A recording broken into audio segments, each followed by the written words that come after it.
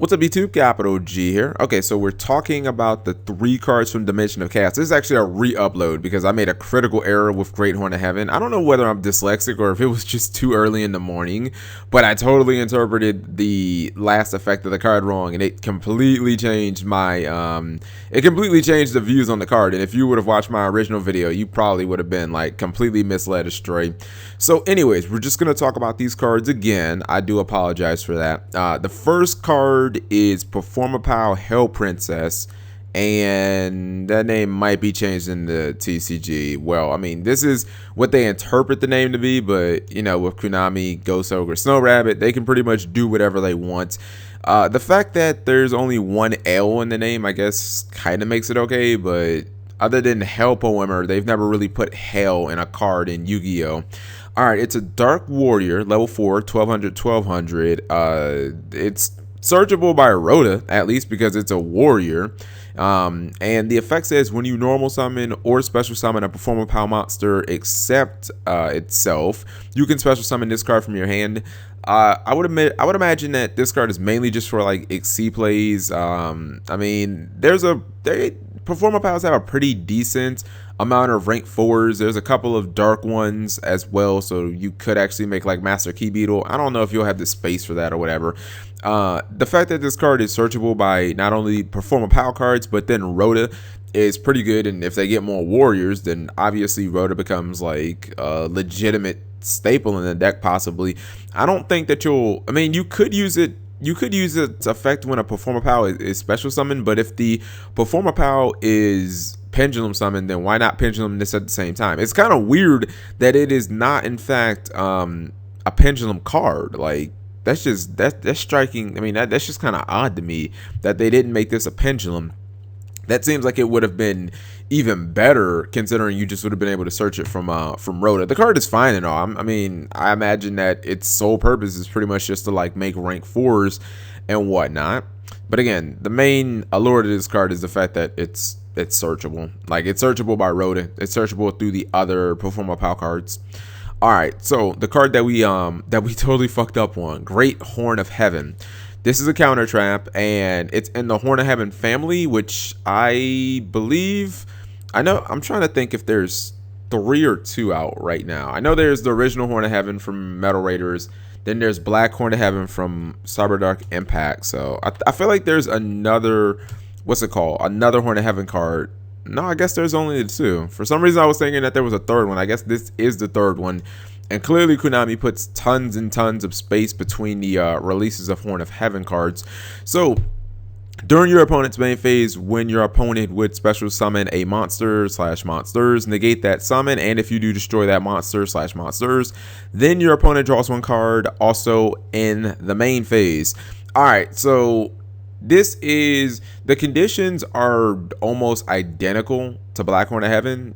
Just being able to stop like any big inherent special summon, like whether that be a monster that special summons itself, like Blackluster Soldier or Judgment Dragon, or it can be a type of summon like an XC summon, a fusion summon, like, you know, if your opponent like contacts, they're playing Ritual Beast, they contact into Ultimate Apelio, you can use this card on them.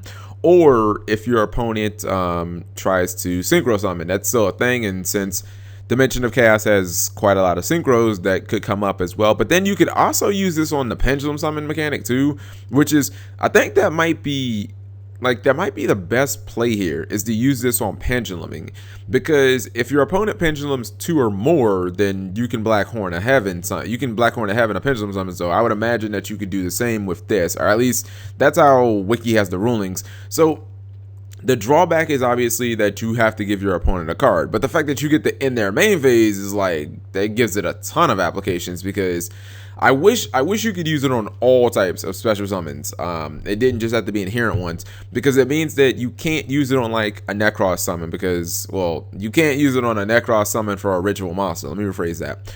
because they're all special summoned by ritual spells. But you can use it on the other big type of summons, which means if your opponent is playing something like Ritual Beast and you know that they're going to kind of hawk you 3 times in a turn and maybe even bring out Ultimate Apelio, because the deck can do that, you know, if you stop that first Kanahawk, it could, like, it's probably, actually, I'm not going to say it could, it's probably worth giving them a card just to have them in their turn or to have them in their main phase, not be able to do anything else, especially if they don't have any more monsters on the field. I mean, I guess there are ways of circumventing the whole main phase gets ended, like if you have monsters on board, you can go to the battle phase and do things in main phase too. But if you don't have any monsters on board, if whatever you were using was on board and you were trying to make that exceed that synchro or something like that, then you kind of just have to end your turn for the most part.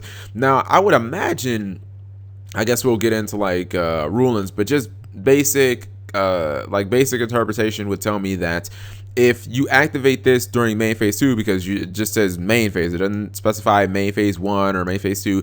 If your opponent does this during their main phase 2 and you activate this card successfully, I would assume that their turn just ends right there, and they draw a card and then their turn just immediately ends because the main phase 2 is over, thus forcing them to go into the end phase. So I thought that this card was probably going to be a side deck card at best. I feel like it's probably still will be a side deck card, but now I feel like it's more definitive. The fact that it can just end a main phase, I feel like it is much more definitive that this card will see some type of play, because there aren't that many cards in the game that end phases.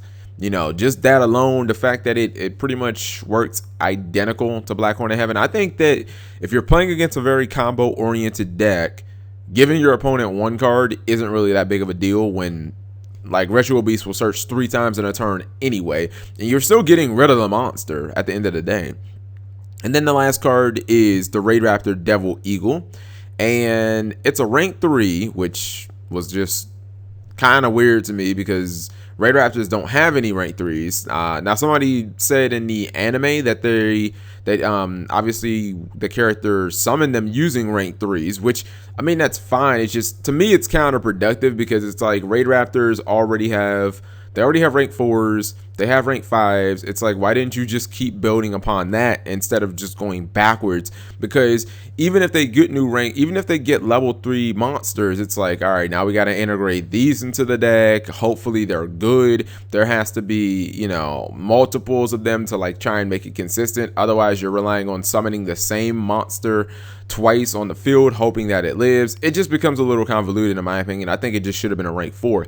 All right, but anyways, the monster has 1000 attack. It's rank 3, Dark Winged Beast, as all RaidRaptors are. The fact that the stat line isn't too impressive isn't really that a concern. Like, it's not a concern for me, because if you look at all the RaidRaptors historically, like, they don't have very good stats. Forstrix doesn't have great stats. Rise Falcon doesn't have great stats. That's not what the RaidRaptors are known for. Like, they're known for like pretty average stats, but just really, really good effects, especially good effects against special summon monsters. That seems to be the thing that RaidRaptors really do. As far as their exceeds are, they punish your opponent for special summoning monsters. The effect of RaidRaptor Dp-Ygo, or Devil's Eagle, can only be used once per turn. You can detach 1 exceed material from this card, then target 1 face-up special summon monster your opponent controls. Inflict damage to your opponent equal to that monster's original attack. I wish it would have been current attack, because, you know, like, equips exist, and usually if you're using a burn effect, you want it to be current attack, just in case your opponent has changed their attack and raised it or something like that, with some type of crazy effect, like the Necros of Decisive Armor, which doesn't have to be used in the battle phase or anything like that. You can just discard it and use it.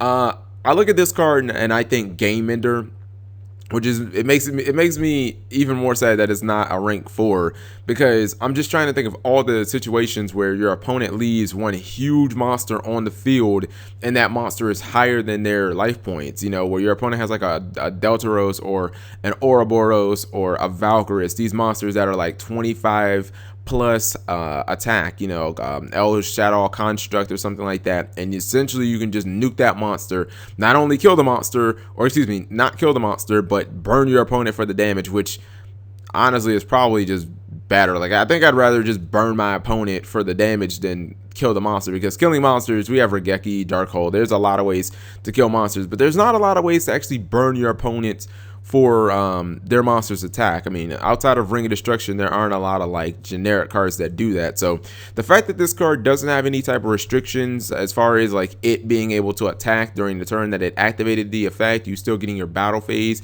etc., makes the card really, really good.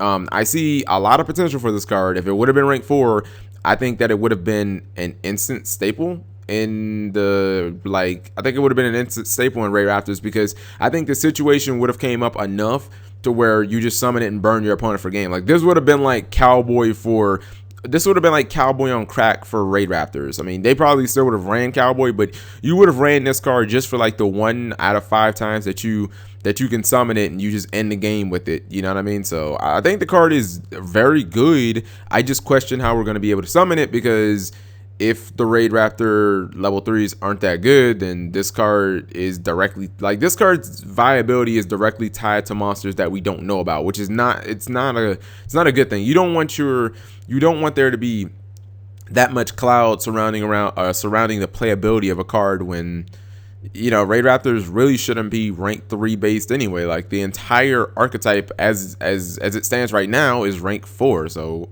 why make it rank 3? It just seems kind of ridiculous. Also, I mean, how are you gonna rank up into this? I mean, I guess you could make this and then rank up into the 4s and the 5s and stuff like that, but it just seems kind of ass backwards to me. So anyways, let me know what you guys think. Again, I apologize about the Great Horn of Heaven. I made a mistake on that. It happens. We try and fix them, and that is why we strive to improve as a YouTuber. Thank you guys for watching, as always.